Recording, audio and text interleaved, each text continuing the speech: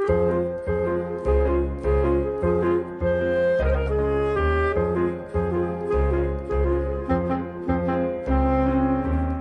& Schuster Audio presents Creating Wealth.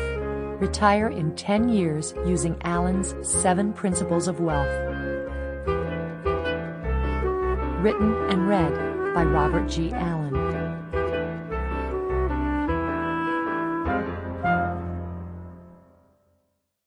Why is it that money seems to flow to some people like a magnet and seems to be repelled from others? This question has always intrigued me, and I was determined to discover the answer. I began to examine my own experiences in creating personal wealth. I talked with dozens of people, poor, well-off, and wealthy. Each person taught me something. I began to notice common threads and patterns. What I discovered was astonishing. Let me share with you a whole new way of thinking about money and a proven method of acquiring wealth.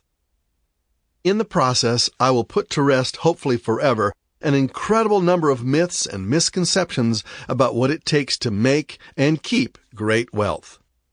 As I'll show you, most of what we know about money is based upon false assumptions. As the 19th century humorist Josh Billings so aptly put it, the trouble with people is not that they don't know, but that they know so much that just ain't so. Well, what are these false assumptions, and how can we learn to let go of them? Let's examine the 9 most prevalent faulty assumptions about wealth. As you study them, notice how each one contains a grain of truth. False assumption number 1. Having a job is good and leads ultimately to wealth. It is commonly held in our society that finding a good job, working hard, and moving up the ladder to more responsibility will eventually take us to golden retirement years of wealth and happiness. The fact of the matter is that a job merely supports the habits we have, like eating, but it rarely leads to wealth. As one shrewd observer put it, wealth is when small efforts produce large results. Poverty is when large efforts produce small results. No matter how much you love your job, expecting it to make you wealthy is like looking for gold in a salt mine.